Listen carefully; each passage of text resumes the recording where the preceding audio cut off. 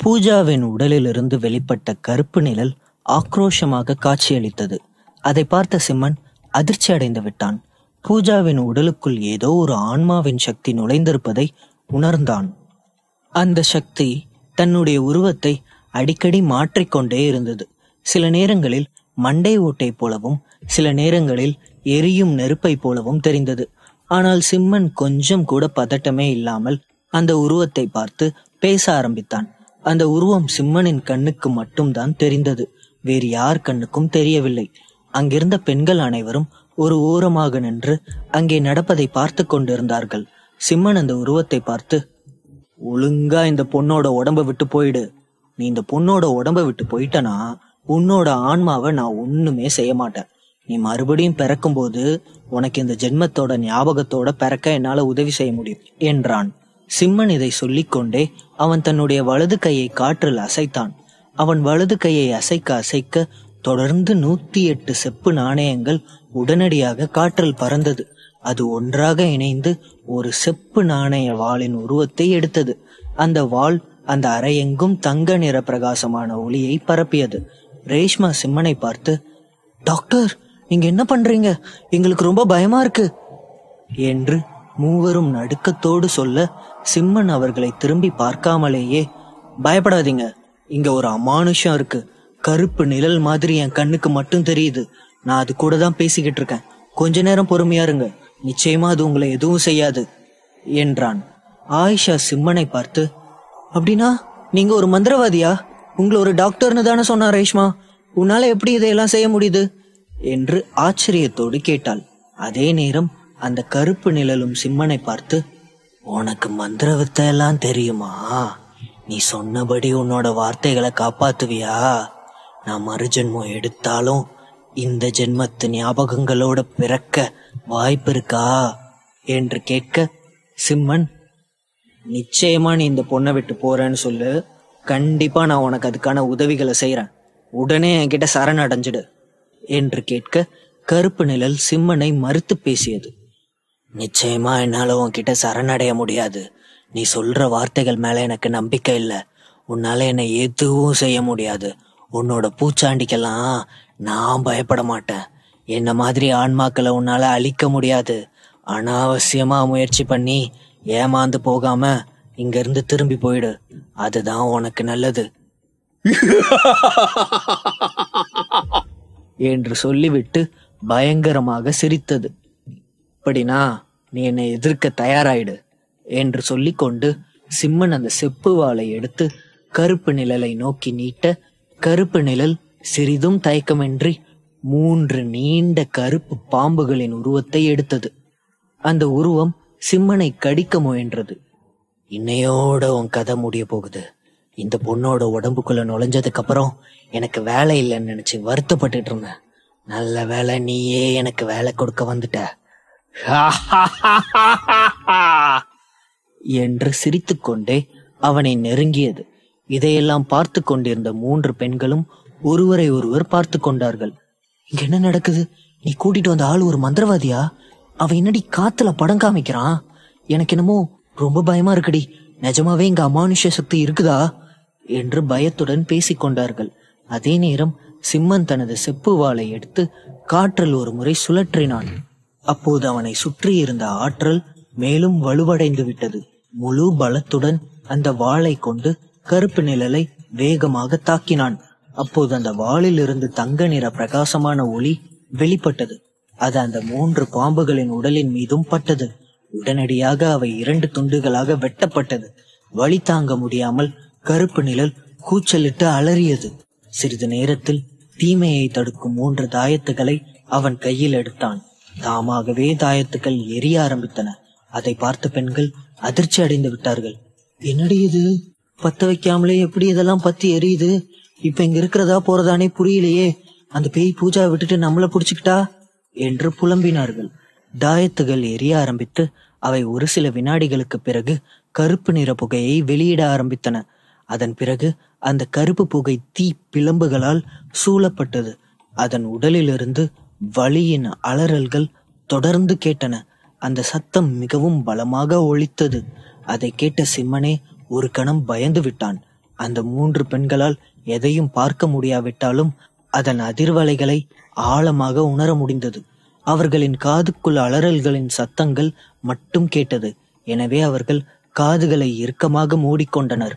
அந்த விசித்திரமான தீப்பிழம்புகள் 30 வினாடிகளுக்கு மேல் காற்றில் எரிந்தன. பின்னர் படிப்படியாக தனிய ஆரம்பித்தது. சிம்மனிடம் இருக்கும் பாசிட்டிவ் சக்தி எப்பொழுதெல்லாம் கெட்ட சக்தியோடு மோதுகிறதோ அப்பொழுதெல்லாம் அது தீப்பிடித்து எரிய தொடங்கிவிடும். ஆனால் அந்த அறையில் இருந்த மற்ற பொருட்கள் எதுவும் அந்த தீயினால் துளியும் பாதிக்கப்படவில்லை. அந்த பெண்களின் உடைகளோ போர்வைகளோ அல்லது மற்ற விஷயங்களோ துளியும் அந்த தீயினால் பாதிக்கப்படவில்லை. சிறிது நேரத்திற்கு பிறகு சிம்மன் கண்களை மூடி பெருமூச்செறிந்தான்.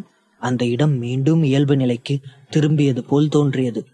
அவன் தனது கையை விலக்கியவுடன் செப்பு வாள் தானாகவே 108 செப்பு நாணயங்களாக சிதறியது. சிம்மன் அதை அமைதியாக எடுத்து மீண்டும் தனது மருத்துவ பெட்டிக்குள் வைத்துக் கொண்டான். பயப்படாதீங்க, அதோட ஆட்டத்தை நான் முடிச்சிட்டேன். இனிமே பயப்பட எதுவுமே இல்லை, போதுமா? என்னோட மந்திர சக்திகளை நான் சாதாரண மக்கள் முன்னாடி வெளிப்படுத்த மாட்டேன். ஆனா நீங்க ஏற்கனவே ஆவிகளை வரவழைக்கக்கூடிய விளையாட்டுகளை விளையாடி இருக்கீங்க. உங்களுக்கு ஆவிகளை பத்தியும் அதனால வரப்போற ஆபத்துகளை பத்தியும் ஓரளவுக்கு அறிவு இருக்கிறதுனாலதான் உங்க முன்னாடியே நான் என் மந்திர சக்திகளை வெளியிட வேண்டியதா போச்சு. இதோட இது மாதிரியான விஷயங்களை நிறுத்திக்கோங்க. நீங்க விளையாட்டுத்தனம்னு நினைச்சு செய்யக்கூடிய விஷயங்கள் எல்லாமே இந்த மாதிரி விளைவுகளை தான் உங்களுக்கு கொடுக்கும்.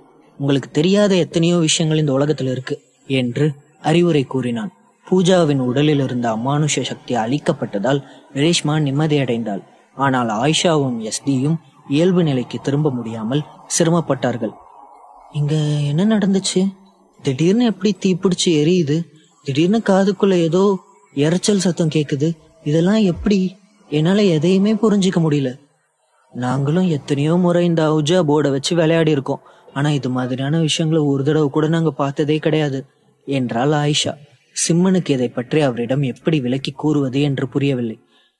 இதெல்லாம் உங்களால அவ்வளவு சுலபமா புரிஞ்சிக்க முடியாது. நீங்க நான் சொன்ன மாதிரி இந்த விளையாட்டை விட்டுடுங்க, அதுவே போதும் என்றான். இருவரும் வேகமாக தலையை அசைத்து சம்மதித்தார்கள். அவர்கள் சிம்மனின் எச்சரிக்கையை மறுக்க துணியவில்லை. சிம்மன் தன்னுடைய மெடிக்கல் பாக்ஸிலிருந்து மேலும் சில தாயத்துகளை எடுத்து அவர்களிடம் நீட்டினான். இது தீமைகளை அழிக்கக்கூடிய தாயத்துகள். இது கண்டிப்பா தீய சக்தியை தடுக்கும். இத உங்க கூடவே வச்சுக்கோங்க என்றான். தொடரும்.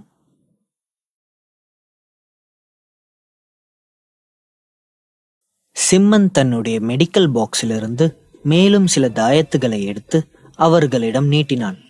இது தீமைகளை அழிக்கக்கூடிய தாயத்துகள். இது கண்டிப்பா தீய சக்தியை தடுக்கும். இத உங்க கூடவே வச்சுக்கோங்க என்றான். 2 பெண்களும் தாயத்தை விரைவாக வாங்கி மடித்து தங்கள் பாக்கெட்டுகளில் வைத்துக் கொண்டார்கள். பூஜாவுக்கு இப்போ எப்படி இருக்கு? அவளுக்கு காய்ச்சல் குறைஞ்சிருச்சா? அவளை டாக்டர் கிட்ட கூட்டிட்டு போகணுமா என்று ரேஷ்மா பதட்டத்தோடு கேட்டாள். இல்ல, வேண்டாம். இனிமே அவளை நீங்க டாக்டர் கிட்ட கூட்டிட்டு போக வேண்டிய அவசியம் இல்ல. அவ குணமாயிட்டா. ஆனா உடல் அளவுல அவ கொஞ்சம் பலவீனமா இருக்கா. கொஞ்ச நாளைக்கு அவளுக்கு ஓய்வு தேவை. அவளை யாரும் டிஸ்டர்ப் பண்ணாதீங்க. குறிப்பா அவளை தனியா எங்கேயும் விடாதீங்க. எப்பவும் அவ கூட யாராவது ஒருத்தர் இருந்துகிட்டே இருக்கணும். அவகிட்ட சந்தோஷமான விஷயங்களை மட்டுமே பேசுங்க என்று சொல்ல மூவரும் தலையசைத்து சம்மதித்தார்கள். ரேஷ்மா சிம்மனிடம், அவளுக்கு குணமாயிடுச்சுன்னா அவ ஏன் இன்னும் கண்ணு திறக்கல என்று கேட்டாள். கவலைப்படாதீங்க, அவ சீக்கிரமா எந்திரிச்சிடுவா. இப்பதானே அவ உடம்புல இருந்து அமானுஷ சக்தி வெளியேறி இருக்கு. அந்த சோர்வுல நல்லா தூங்கிட்டு இருக்கா.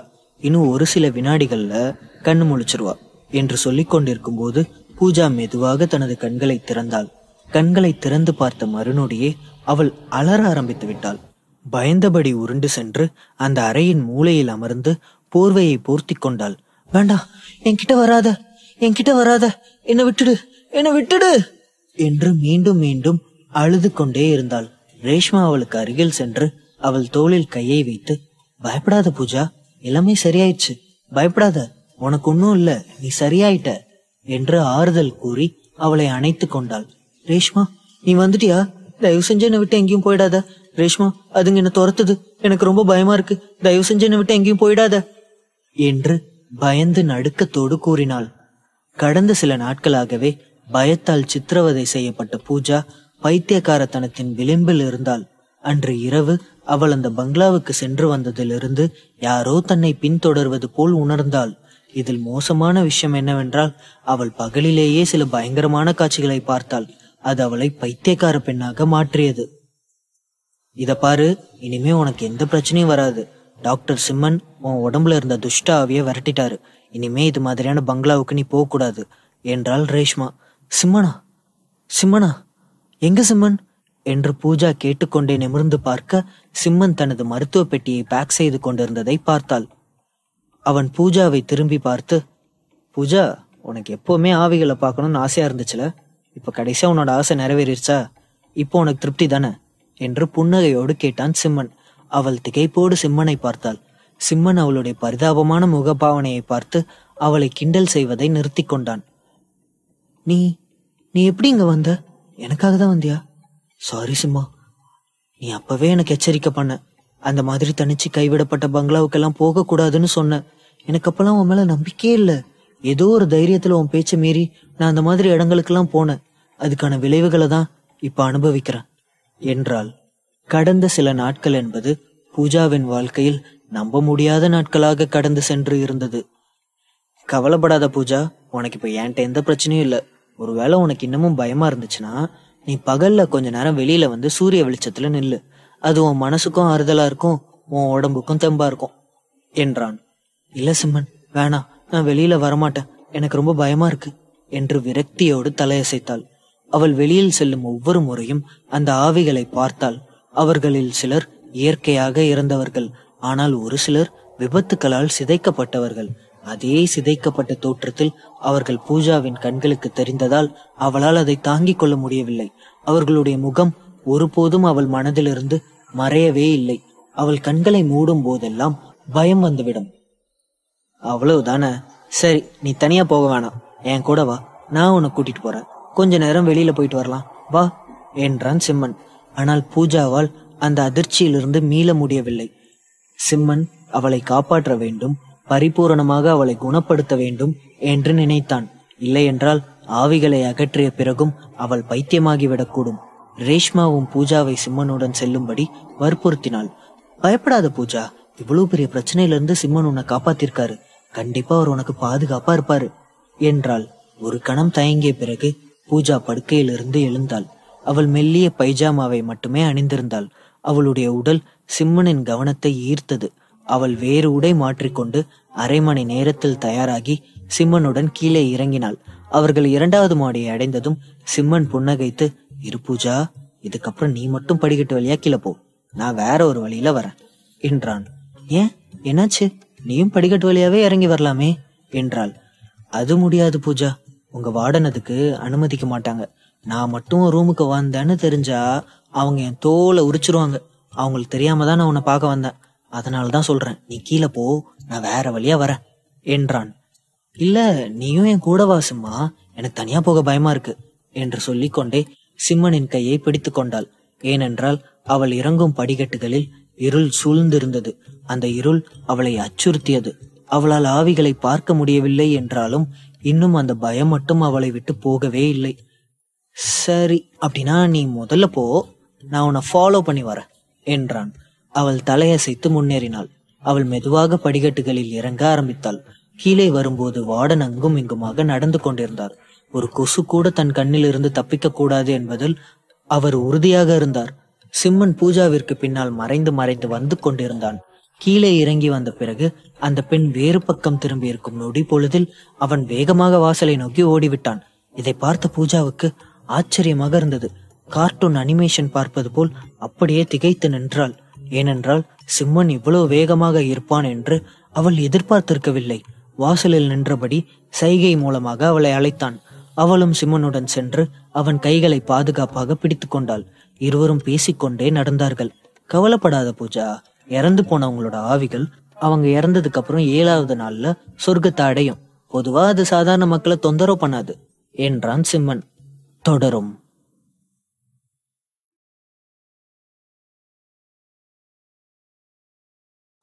அவளும் சிம்மனுடன் சென்று அவன் கைகளை பாதுகாப்பாக பிடித்து கொண்டாள்.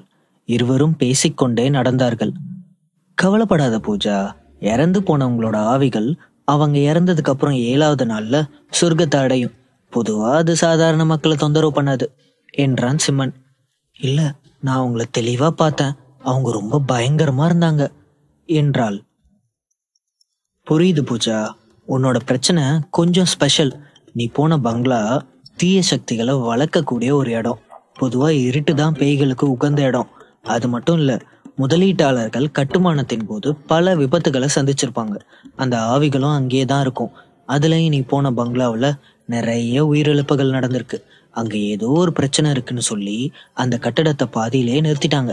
இத பத்தி சரியா தெரியாம நீயாவே உள்ள போய் சிக்கிக்கிட்ட என்றான் சிம்மன். இதுல உனக்கு தெரியாத ஒரு சுவாரஸ்யமான விஷயத்த சொல்றேன், கேக்குறியா? நிஜமாவே பேய்கள் மனுஷங்களை பார்த்தா பயப்படும். பெரும்பாலான பேய்கள் அப்படிதான். ஆனா சில பேய்கள் தான் தீய சக்திகள் கொண்டுதான் இருக்கும். அந்த மாதிரி பேய்களால தான் நமக்கு பிரச்சனைகள் வரும் என்றான் சிம்மன். பூஜா சிறு வயதிலிருந்து செல்லமாக வளர்ந்த பெண். அவள் சாதாரண மனிதர்களைப் போல நடந்து கொள்ள மாட்டாள். தினசரி சிரமங்கள் எதுவும் அவளுக்கு கிடையாது.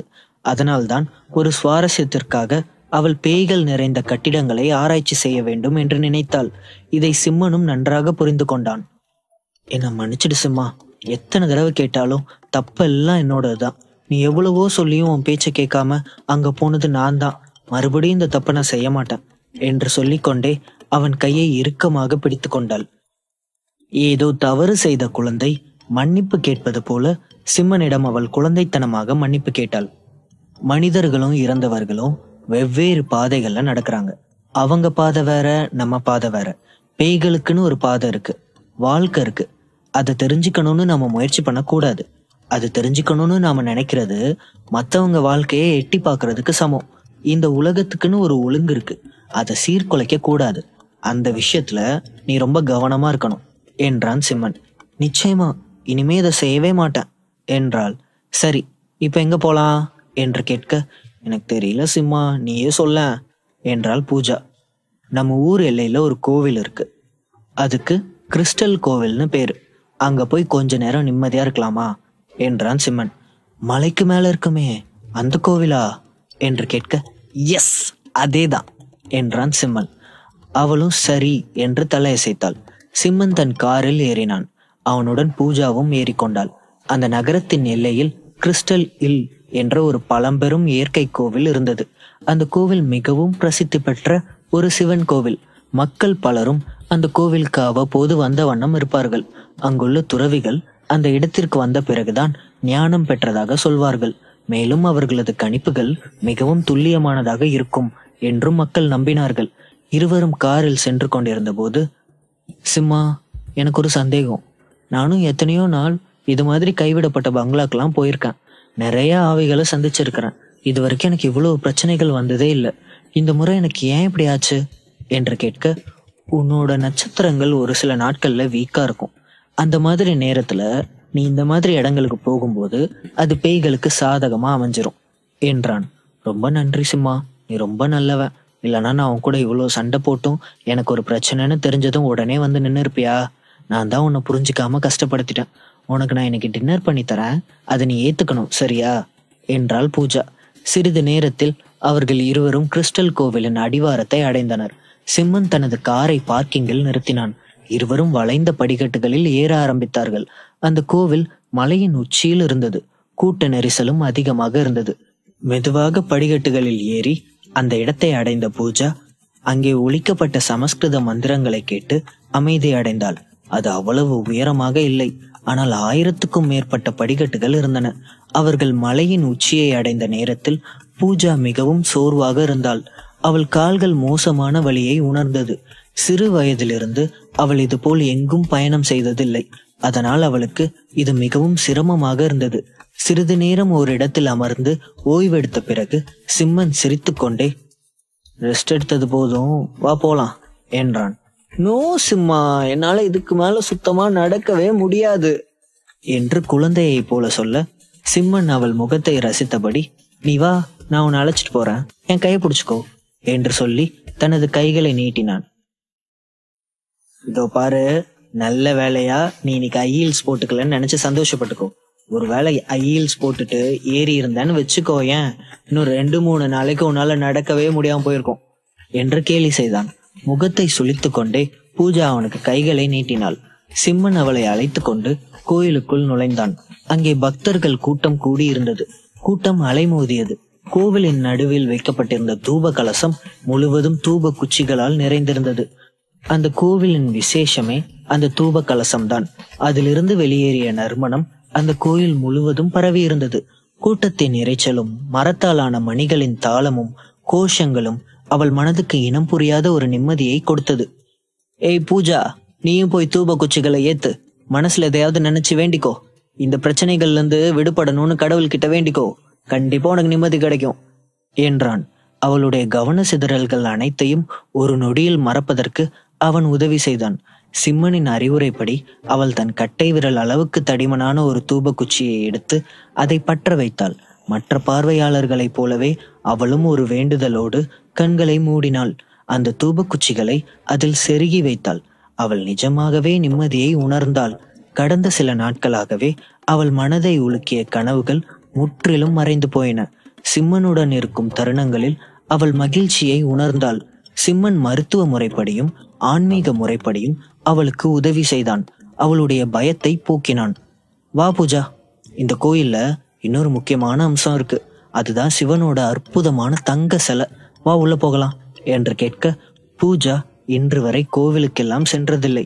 அவள் மற்றவர்களை பார்த்து அப்படியே பின்பற்றி உள்ளே சென்றாள். கடவுளுக்கு எதிரில் கைகளை கூப்பியபடி பிரார்த்தனை செய்தாள். அப்போது பிரசாத பெட்டிக்கு அருகில் நின்று கொண்டிருந்த ஒரு இளம் சாமியார் அவளை நெருங்கி வந்தார். கடவுளை வணங்க வேண்டும் என்று பூஜாவுக்கு சொல்லி அவளை வழி நடத்தினார். சிம்மனும் அவளோடு நின்று கொண்டிருந்தான். தொடரும். கடவுளுக்கு எதிரில் கைகளை கூப்பியபடி பிரார்த்தனை செய்தாள்.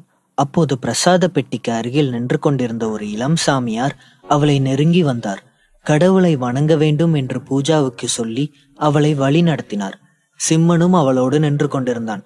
அந்த சாமியார் பூஜாவை பார்த்து, கடவுள் உன்னை காப்பாற்றுவார் என்று ஆசிர்வதித்தார்.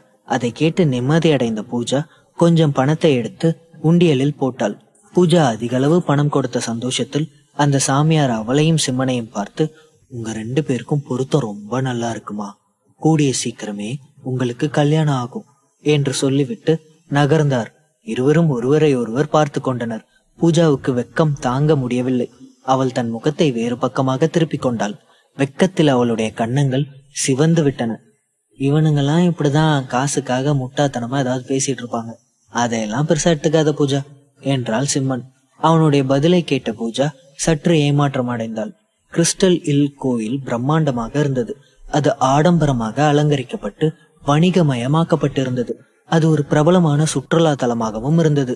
இருவரும் சாமி கும்பிட்டு முடித்து வெளியில் வரும்போது அங்கே கோவிலின் வாசலில் மக்கள் கூட்டம் ஒன்று கூடியிருந்தது. அந்த கூட்டத்திற்கு நடுவில் ஒரு ஆண் தனது கர்ப்பிணி மனைவியை பிடித்துக்கொண்டு உதவிக்காக அழுது கொண்டிருந்தான். கர்ப்பிணி பெண்ணின் மாமியார் தனது உள்ளங்கைகளை ஒன்றாக மடித்து கடவுளிடம் பிரார்த்தனை செய்து கொண்டிருந்தார். அருகில் இருந்த மக்கள் அவர்களை வருத்தத்தோடு பார்த்து கொண்டிருந்தார்கள். கடவுளே, இந்த பொண்ணுக்கு டெலிவரி பெயின் வந்துருச்சு போல இருக்கு. ஆனா இதுவரைக்கும் ஆம்புலன்ஸ் வரலையே என்று கவலையுடன் கத்தினாள். கர்ப்பிணி பெண் வழியில் துடித்துக் கொண்டிருந்தாள். அவளுடைய வயிற்றை பார்த்தால் விரைவில் குழந்தை பிறந்துவிடும் என்பது போல தோன்றியது. அப்போது யாரோ ஒருவர், வந்தாச்சு, டாக்டர் வந்தாச்சு என்று சத்தமாக கத்தினார்கள். அடுத்த நிமிடமே சில மருத்துவர்களும் செவிலியர்களும் படிக்கட்டுகளில் ஏறி வருவது தெரிந்தது. ஒரு கர்ப்பிணி பெண்ணின் வாழ்க்கை மிகவும் முக்கியத்துவம் வாய்ந்தது என்பதால் கூட்டம் அமைதியாக மருத்துவர்கள் மற்றும் செவிலியர்களுக்கு வழிவிட்டு விலகி நின்றது. அங்கே வந்த மருத்துவர் 30 வயது மதிக்கத்தக்க ஒரு மகப்பேறு மருத்துவர். மூச்சிறைக்க நேரம் கிடைக்காமல் வேகமாக ஏறி வந்தாள். அவர் விரைவாக தனது மருத்துவ உபகரணங்களை வரிசையாக ஏற்பாடு செய்தார். மகப்பேறு மருத்துவர் அந்த கர்ப்பிணியை பரிசோதித்த போது அதிர்ச்சி அடைந்தார். அவளின் இதய துடிப்பை அவளால் கேட்க முடியவில்லை. அருகில் இருந்த ஆணிடம் ரிசசிடேட், அட்ரினலின் ஷாட் என்று மருந்துகளை கேட்க மற்றொரு இளம் ஆண் மருத்துவர் கர்ப்பிணி பெண்ணை உயிர்ப்பிக்க முயற்சித்தார். ஆனால் கர்ப்பிணி பெண்ணின் இதய துடிப்பு சில வினாடிகளில் நின்றுவிட்டது. CPR பயனற்றது மற்றும் டிஃப்ரிலேஷனுக்கான அவரது முயற்சிகளும் பயனற்று போயின. கர்ப்பிணி பெண்ணின் விழிகளை பரிசோதித்த மருத்துவர் நம்பிக்கையின்றி தலையை ஆட்டினார். அதை பார்த்த அந்த கர்ப்பிணி பெண்ணின் மாமியார், டாக்டர், என் மருமக 2 குழந்தைகளோட கர்ப்பமா இருக்கா. குறைஞ்சபட்சம் அந்த குழந்தைங்களையாவது காப்பாற்ற முடியுமா என்று கர்ப்பிணியின் மாமியார் கண்ணீர் மல்க அழுதார். இல்ல மேடம், குழந்தைகளோட இதய துடிப்பை என்னால கேட்க முடியல, எங்களால அவங்கள காப்பாற்ற முடியல, ஐ எம் ரியலி சாரி என்று மருத்துவர் தலையை அசைத்து பதில் அளித்தார். டாக்டர் டாக்டர் அப்படி மட்டும் சொல்லாதீங்க டாக்டர், தயவு செஞ்சு என்னோட மனைவி மற்றும் குழந்தைங்களை காப்பாத்துங்க, நான் உங்களுக்கு கெஞ்சி கேட்டுக்கிறேன் என்று அந்த பெண்ணின் கணவன் திடீரென்று தரையில் மண்டியிட்டு மருத்துவர்களை வேண்டி அழுதான். அங்கே இருந்த சூழல் பதட்டமாக மாறியது. சாரி, நாங்க எங்களால முடிஞ்ச வரைக்கும் முயற்சி பண்ணி பார்த்தோம். அவங்க தான் கர்ப்பமா இருக்காங்கன்னு தெரியும்ல, அப்புறம் ஏன் மலை ஏற அனுமதிச்சிங்க? டாக்டர் அவனை திட்டினார். தப்புதான், இது எல்லாமே என்னோட தப்பு தான். நான் தான் அவளை பிரார்த்தனை பண்ண கூட்டிட்டு வந்தேன். எல்லாமே என் தப்பு தான். என் பேரை நல்லபடியா பிறக்கணும்னு தான் இப்படி செஞ்சேன் என்று கர்ப்பிணி பெண்ணின் மாமியார் புலம்பினார். என்னமா பொம்பளை நீங்க, சாதாரணமா ஒரு ஆணாலே இங்க ஏறி வர்றது கஷ்டம், நீங்க என்னடானா ரெட்ட குழந்தைங்களை சுமக்கிற ஒரு நிறமாத கர்ப்பிணி பெண்ணை இவ்வளவு தூரம் ஏற சொல்லி வற்புறுத்திருக்கீங்களே, வேண்டுதல்ங்கிற பேர்ல உங்க மருமகளை நீங்களே சாகடிச்சிட்டீங்களே என்று அந்த டாக்டர் கோபத்துடன் மாமியாரை திட்டினார். டாக்டர், தயவு செஞ்சு என் மருமகளை காப்பாத்துங்க என்று அவள் கெஞ்சினாள். சாரிம்மா, உங்க மருமக இறந்துட்டாங்க, அவங்க இதயம் துடிக்கிறது நின்றுச்சு, இனிமே பிழைக்க வைக்க முடியாது என்று மருத்துவர் தலையை அசைத்துவிட்டு மற்ற மருத்துவ ஊழியர்களுடன் கிளம்பினார். கூட்டத்தினர் அந்த பெண்ணை பற்றி பேசிக் கொண்டார்கள். பாவம் அந்த பொண்ணு, இவ்வளவு சின்ன வயசுல அவளுக்கு இப்படி ஒரு நிலைமை வந்திருக்க கூடாது. ரொம்ப நாளா அவளுக்கு குழந்தையே இல்லாம இருந்துச்சு, இப்பதான் கர்ப்பமானா, அதுவும் ரெட்ட குழந்தைங்க. ஆனா என்ன பிரயோஜனம், இப்படித்தான் நடக்கணும்னா அவ கர்ப்பமாகாமலே இருந்திருக்கலாம் என்று ஒவ்வொருவரும் ஒவ்வொரு விதமாக தங்களது வேதனையை வெளிப்படுத்தினார்கள். சிறிது நேரம் கழித்து கர்ப்பிணி பெண்ணின் குடும்பத்தினர் சம்பவ இடத்திற்கு வந்து கதறி அழுதனர். அவளுடைய தாய் அழுது கொண்டே மயங்கி விழுந்தாள். அந்த பொண்ணு கோவில்ல இறந்து போனத நாம ஒரு பாக்கியமா கருதணும். அவளை ஏன் இங்க தகனம் செய்யக்கூடாது? அவ அடுத்த ஜென்மத்துல மகிழ்ச்சியா வாழ ஒரு சடங்கு செய்யலாம். கிறிஸ்டல் எல் கோயிலின் மடாதிபதியும் மற்றும் பிற துறவிகளும் கர்ப்பிணி பெண்ணின் குடும்பத்திற்கு ஆறுதல் கூறினார்கள். அந்த குடும்பத்தினரும் அதற்கு சம்மதம் தெரிவிக்க துறவிகள் குழு தரையில் அமர்ந்து ஒரு மந்திரத்தை உச்சரித்து கர்ப்பிணி பெண்ணின் பாவங்களை நீக்கியது. அரை மணி நேரம் கழித்து கோஷம் முடிந்ததும் அவர்கள் அந்த பெண்ணை கோவிலுக்கு அருகில் இருந்த ஒரு இடத்திற்கு தூக்கி சென்று அவள் மீது விறகுகளை அடுக்கி எண்ணெயை ஊற்றினார்கள். முன்பு பூஜாவுடன் நன்கொடை கேட்ட கொளுத்த துறவி ஒரு கையில் ஜோதியை பிடித்துக்கொண்டு மறு கையில் மந்திரம் சொல்லிக் கொண்டிருந்தார். லேசாக குனிந்து ஜோதியை அந்த மரத்துக்குள் வீச போகும் நேரத்தில் ஒரு குரல், வேண்டாம், நிறுத்துங்க என்று சத்தமாக கத்தியது. அது வேறு யாரும் அல்ல, சிம்மன்தான். சத்தம் போட்டுக்கொண்டே துறவியை நோக்கி முன்னேறினான். பின்னர் அவர் ஜோதியை தரையில் விழவிடாமல் தடுத்து தடித்த துறவியின் ஆடைகளின் மீது மீண்டும் வீசினான். கொளுத்த துறவி அலறி துடித்து தனது அங்கிகளில் இருந்த தீயை அணைக்க முயன்றார். ஆனால் அதற்குள் தீ பிளம்புகள் அவரது மேலங்கிகளை இன்னும் எரித்து கொண்டிருந்தன. எனவே துறவி விரைவாக தனது ஆடைகளை கிழித்துக் கொண்டு ஓடினார். அவரது மேலுடலை நிர்வாணமாக விட்டுவிட்டார். நீ என்ன இப்படி பண்ணிட்டு இருக்க என்று ஒரு துறவி கோபத்துடன் சிம்மனை பார்த்து கத்தினார். சரியான நேரத்தில் சிம்மன் வரவில்லை என்றால் கர்ப்பிணி பெண்ணை எரித்து சாம்பலாக்கி இருப்பார்கள். யாருடா நீ, எதுக்காக இந்த காரியத்தை தடுக்கிற? என் மருமக இறந்து போயிட்டா அவளை நிம்மதியா போக விட மாட்டியா என்று கர்ப்பிணி பெண்ணின் மாமியார் சிம்மனிடம் வந்து கத்தினார். உங்க மருமக இறந்து போகல, என்னால உங்க மருமகளை காப்பாற்ற முடியும் என்றான் சிம்மன். உனக்கு என்ன பைத்தியமா பிடிச்சிருக்கு? இங்க நடந்ததெல்லாம் நீயும் பார்த்துட்டு தானே இருந்த. அவளுக்கு நாடி துடிப்பு இல்லைன்னு டாக்டர் சொல்லிட்டாரு. அவ இறந்து போயிட்டா, தயவு செஞ்சு கடைசி காரியத்தையாவது தடை இல்லாம செய்ய விடு என்று அவள் மாமியார் உருமலுடன் கூறினார். திரும்பவும் தப்பு பண்ணாதீங்க, ஒழுங்கா என் வழியிலிருந்து விலகிக்கோங்க என்று சொல்லிக்கொண்டே சிம்மன் அவளை பார்த்து முறைத்தான். அது அவளை நடுங்க வைத்தது. அவர் உடனே பின்வாங்கி கொண்டார். தொடரும். தப்பு பண்ணாதீங்க, ஒழுங்கா என் வழியிலிருந்து விலகிக்கோங்க என்று சொல்லிக்கொண்டே சிம்மன் அவளை பார்த்து முறைத்தான். அது அவளை நடுங்க வைத்தது. அவர் உடனே பின்வாங்கி கொண்டார். தம்பி, நீங்க என்ன டாக்டரா என்று கர்ப்பிணியின் தந்தை கேட்டார். ஆமா, நான் ஒரு டாக்டர். என் மேல நம்பிக்கை இருந்தா வந்து எனக்கு உதவி பண்ணுங்க, நான் உங்க குழந்தைகளையும் காப்பாற்ற ட்ரை பண்றேன் என்றான் சிம்மன். சில வினாடிகள் யோசித்த அவர், சரிப்பா, நான் உன்னை நம்புறேன் என்று கர்ப்பிணி பெண்ணின் தந்தை விரைவாக சிம்மனை நெருங்கினார். அவளுடைய குடும்ப உறுப்பினர்களும் வேகமாக முன்னோக்கி ஓடினார்கள். அவர்கள் அந்த பெண்ணின் தந்தையிடம், அவ ஏற்கனவே இறந்து போயிட்டா, அவளை உயிர்ப்பிக்க முடியாது, தயவு செஞ்சு புரிஞ்சுக்கோங்க என்று விளக்கினார்கள். ஆனால் கர்ப்பிணி பெண்ணின் தந்தை அவர்களை அச்சுறுத்தலாக பார்த்தார். அதனால் அவர்கள் சில அடிகள் பின்வாங்கினார்கள். துறவிகளும் சிம்மனும் அவள் உயிரை காப்பாற்றுவார்கள் என்ற கடைசி நம்பிக்கையில் அந்த பெண்ணின் கணவன் சிம்மனுக்கு முன்னால் மண்டியிட்டு, டாக்டர், நீங்க தான் என் மனைவி எப்படியாச்சும் காப்பாத்தணும் என்று கெஞ்சினார். சிம்மன் பூஜாவை திரும்பி பார்த்து, என் கார்ல மெடிக்கல் கிட் இருக்கு, உடனே அதை எடுத்துட்டு வா, சீக்கிரம் என்று சொல்ல பூஜா ஆச்சரியப்பட்டாள். அவள் தலையசைத்து சிம்மனின் சாவியை எடுத்துக்கொண்டு கீழே ஓடினாள். சிம்மன் அவளுக்கு ட்ரீட்மெண்ட் கொடுக்க ஆரம்பித்தான். அதோடு அவன் தனது சிறப்பு சக்தியை ரகசியமாக அவள் உடலுக்குள் செலுத்தினான். மக்கள் எல்லோரும் சந்தேகத்தோடும் ஆச்சரியத்தோடும் சிம்மனை பார்த்து கொண்டிருந்தார்கள். மக்கள் அவனை பற்றி பலவிதமாக கிசுகிசுக்க ஆரம்பித்தார்கள். இது சாத்தியமா?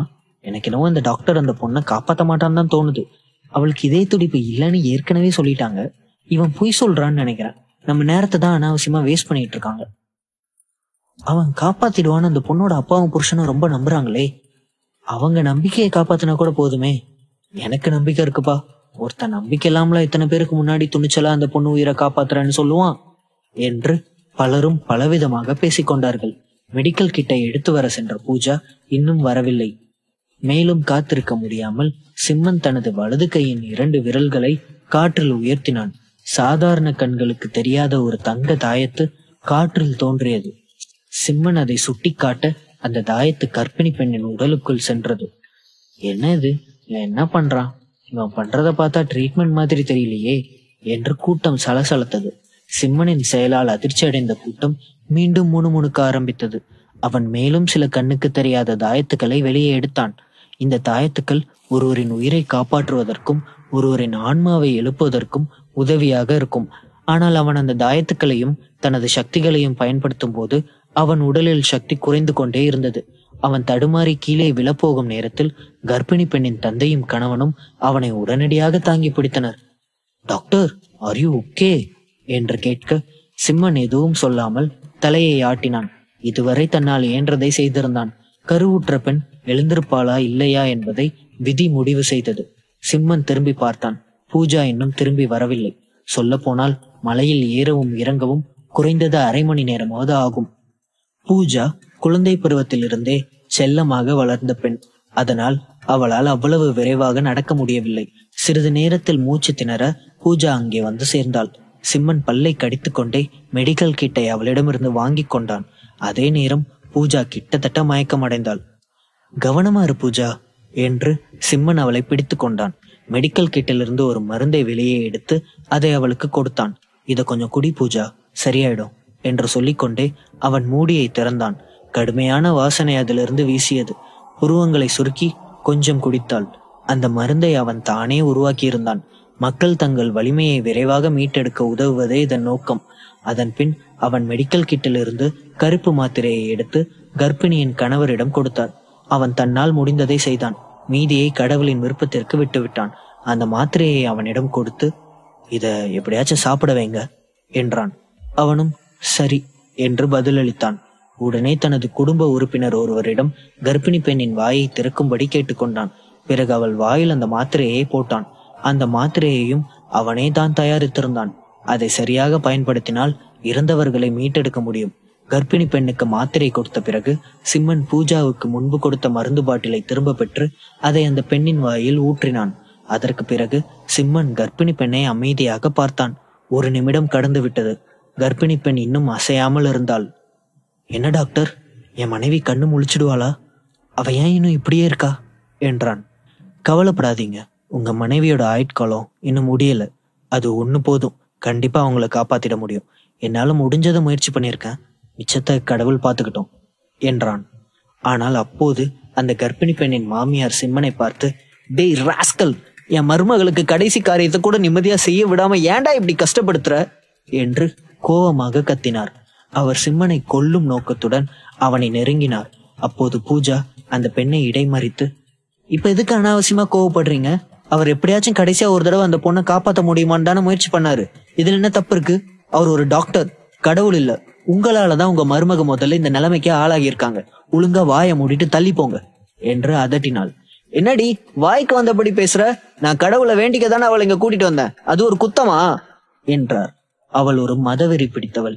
கடவுளை வழிபடுவதற்காக தன் மருமகளை மலைக்கு அழைத்து செல்வது தவறு என்று கூட அவளுக்கு இப்போது வரை புரியவில்லை. போதும் நிறுத்துங்கம்மா என்று திடீரென பொறுமை இழந்த கர்ப்பிணியின் கணவர் சத்தம் போட்டான். அவன் தன் தாயை பார்த்து முறைத்து, எப்பவும் கடவுளை நம்பணும்னு எங்களுக்கு உபதேசம் பண்ணிட்டே இருப்பீங்களே, அதனாலதான் இன்னைக்கு என் மனைவிக்கு இப்படி ஒரு நிலைமை. அவ குழந்தை பிறக்க இருக்கும் போது பிரார்த்தனை செய்ய அவளை இங்க அழைச்சிட்டு வந்ததே மிகப்பெரிய தப்பு. நீங்களும் ஒரு பொண்ணு தானே, உங்களால எப்படிமா இன்னொரு பொண்ணை கஷ்டப்படுத்த முடியுது? உங்களாலதான் என் மனைவியும் என் ரெட்ட குழந்தைங்களும் இறந்து போயிட்டாங்க. அவ மட்டும் உயிரோடு திரும்பி வரலனா நான் தற்கொலை பண்ணிக்குவேன் என்று சொல்லிவிட்டு தன் மனைவியை கட்டிப்பிடித்து அழுதான். சிம்மன் ஏமாற்றம் அடைந்தான். அவளை காப்பாற்ற பல முயற்சிகள் செய்தும் பலனில்லை. சில நேரங்களில் விதியை மாற்ற முடியாது என்று நினைத்து கொண்டே சிம்மன் அந்த பெண்ணை பார்க்க, அப்போது அந்த பெண்ணின் விரல் அசைந்ததை உணர்ந்தான். ஏய், அவளை விட்டு கொஞ்சம் விலகி வா என்று சிம்மன் உற்சாகத்தில் கத்த, முதலில் அதிர்ச்சி அடைந்தாலும் கர்ப்பிணி பெண்ணின் கணவர் அவளை கவனமாக கிடத்திவிட்டு அவளிடமிருந்து விலகி கொண்டான். சிம்மன் தனது மெடிக்கல் கிட்டிலிருந்து ஒரு ஊசியை எடுத்து அவள் உடலில் செலுத்தினான். அப்போது அந்த பெண் மெதுவாக அசைந்தாள். அவள் மெதுவாக கண்களை திறந்து முனகினாள். தொடரும்.